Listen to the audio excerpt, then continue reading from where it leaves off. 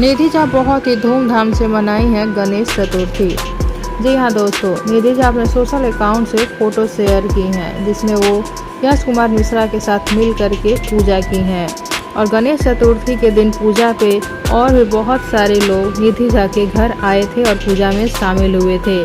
ये सारे फोटोज निधि झा अपने सोशल अकाउंट से शेयर की हैं। पूजा के दिन निधि झा के घर केक भी काटा गया जिसे यश कुमार मिश्रा सबको घूम घूम कर खिलाते हुए नजर भी आए हैं। निधि झा पूजा पाठ बहुत ही अच्छे से और बहुत ही मन से करती हैं और निधि झा बहुत ही अच्छे से अपने घर को डेकोरेट भी की थी। पूजा के बाद निधि झा विसर्जन के दिन का भी फोटो शेयर की हैं। ये है विसर्जन के दिन का फोटो जिसमें निधि झा गणेश बापा को अपने हाथ में लेके जा रही हैं। गणपति बप्पा मोरया, अगले बरस तू जल्दी आना।